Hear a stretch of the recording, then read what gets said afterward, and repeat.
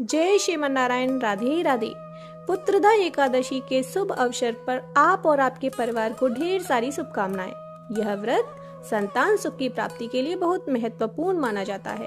भगवान श्री हरि विष्णु की उपासना से जीवन में सुख समृद्धि और संतान सुख की प्राप्ति होती है। इस पवित्र दिन पर आपकी सारी इच्छाएं पूर्ण हो और भगवान का आशीर्वाद आपके जीवन में हमेशा बना रहे, ऐसी मेरी शुभ मंगल कामनाएं हैं। प्रिय भक्तों, आज पौष माह के शुक्ल पक्ष की पुत्रदा एकादशी है, तो आज हम भगवान विष्णु के चरणों में बैठकर सिर झुकाकर पवित्र मन और सच्चे हृदय से पुत्रदा एकादशी व्रत की कथा का रसपान करेंगे। बोलिए एकादशी माता की जय, विष्णु भगवान की जय। धर्मराज युधिष्ठिर कहने लगे कि हे भगवान, आपने पौष कृष्ण एकादशी अर्थात सफला एकादशी का महात्म्य बतलाकर बड़ी कृपा की। अब आप कृपा करके मुझे पौष माह के शुक्ल पक्ष की एकादशी के विषय में भी बतलाइए। इस एकादशी का क्या नाम है तथा इसके व्रत का क्या विधान है, इसकी विधि क्या है, इसका व्रत करने से किस फल की प्राप्ति होती है और उसमें कौन से देवता का पूजन किया जाता है, कृपया यह सब विधान पूर्वक कहिए। तो भगवान श्री कृष्ण बोले, पौष माह के शुक्ल पक्ष में आने वाली इस एकादशी को पौष पुत्रदा एकादशी कहा जाता है। इसमें भी नारायण भगवान की पूजा की जाती है। विधि पूर्वक इस व्रत को करना चाहिए। इस चर और अचर संसार में पुत्रदा एकादशी के व्रत के समान दूसरा कोई व्रत नहीं है। इसके पुण्य से मनुष्य तपस्वी, विद्वान और लक्ष्मीवान होता है। इसकी मैं एक कथा कहता हूँ, तो तुम ध्यान पूर्वक सुनो। इस तरह कहते हुए भगवान श्री कृष्ण युधिष्ठिर को पुत्रदा एकादशी व्रत की कथा सुनाने लगे। भद्रावती नामक नगरी में सुकेतुमान नाम का एक राजा राज्य करता था। उसके कोई पुत्र नहीं था। उसकी स्त्री का नाम शैव्या था। वह निपुत्री होने के कारण सदैव चिंतित रहा करती थी। राजा के पितर भी रो रो कर पिंड लिया करते थे और सोचा करते थे कि इसके बाद हमको कौन पिंड देगा। राजा को भाई, बांधव, धन, हाथी, घोड़े, राज्य और मंत्री, इन सब में से किसी से भी संतोष नहीं होता था। वह सदैव यही विचार करता था कि मेरे मरने के बाद मुझको कौन पिंडदान करेगा। बिना पुत्र के पितरों और देवताओं का ऋण मैं कैसे चुका सकूंगा। जिस घर में पुत्र न हो उस घर में सदैव अंधेरा ही रहता है। इसलिए पुत्र उत्पत्ति के लिए प्रयत्न करना चाहिए। जिस मनुष्य ने पुत्र का मुख देखा है वह धन्य है।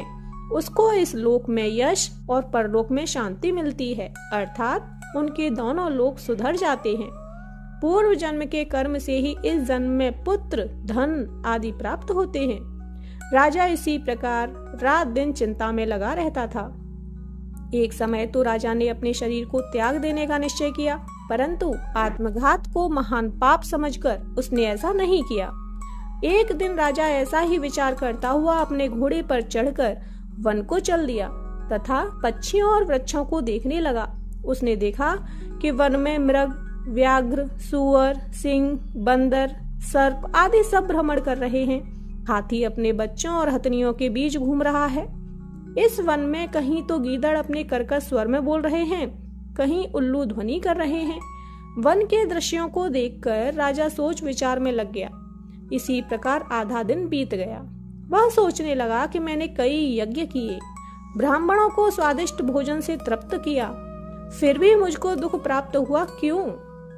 राजा प्यास के मारे अत्यंत दुखी हो गया और पानी की तलाश में इधर उधर फिरने लगा।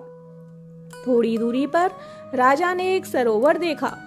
उस सरोवर में कमल खिले थे तथा सारस, हंस, मगरमच्छ आदि विहार कर रहे थे। उस सरोवर के चारों तरफ मुनियों के आश्रम बने हुए थे। उसी समय राजा के दाहिने अंग फड़कने लगे।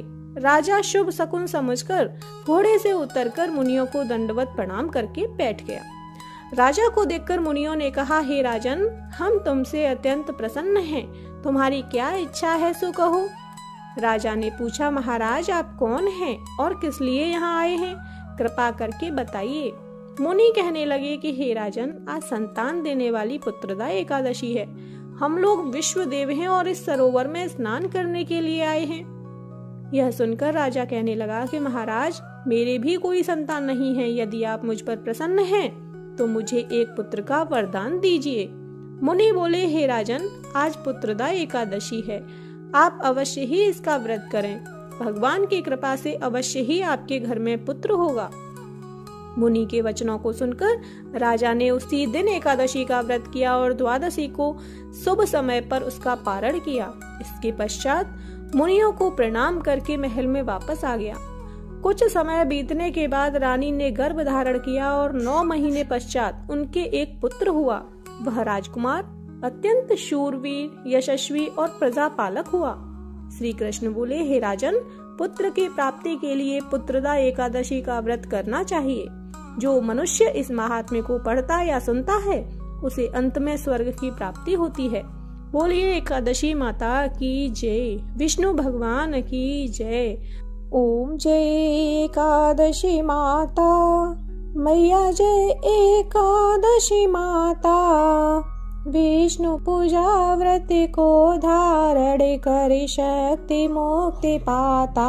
ओम जय एकादशी माता, तेरे नाम गिनाऊं देवी भक्ति प्रदान करनी।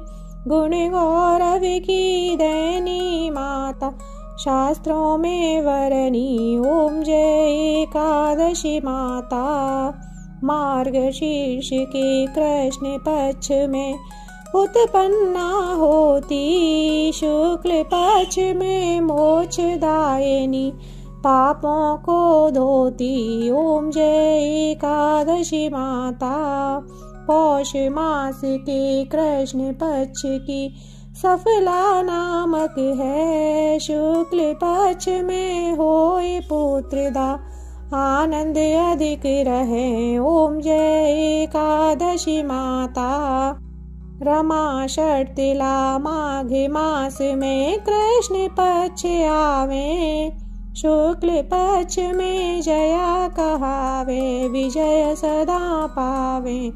ओम जय एकादशी माता, विजया फाल्गुन कृष्ण पक्ष में शुक्लामल की, पाप मोचनी कृष्ण पक्ष में चैत्र मास बलि की। ओम जय एकादशी माता, चैत्र शुक्ल में नाम कामदा धन देने वाली, नाम वरुथिनी कृष्ण पक्ष में वैशाख महाबली। ओम जय एकादशी माता, शुक्ल पक्ष में होए मोहिनी, अपराज्येष्ठ कृष्ण पक्षी, नाम निर्जला सब सुख करनी, शुक्ल पक्ष रखी। ओम जय एकादशी माता, योगिनी नाम आषाढ़ में जानो कृष्ण पक्ष वरनी, देव शयनी नाम कहायो शुक्ल पक्ष धरनी। ओम जय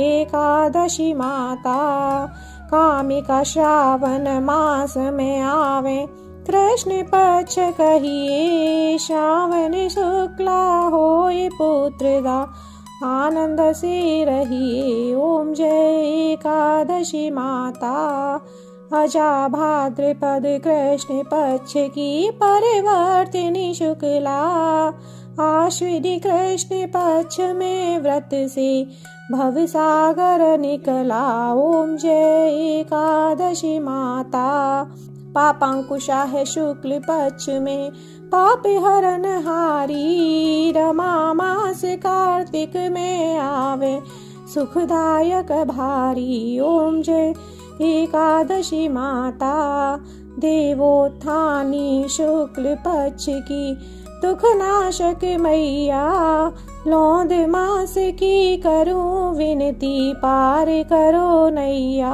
ओम जय एकादशी माता, शुक्ल लौंद में होए पद्मिनी, दुख दारिद्र्य हरिणी, परमा कृष्ण पक्ष में होती जन मंगल करनी। ओम जय एकादशी माता, जो कोई आरती एकादशी की भक्ति सहित गावे, जन रघुनाथ स्वर्ग का वासा निश्चय वह पावे। ओम जय एकादशी माता, ओम जय एकादशी माता, मैया जय एकादशी माता।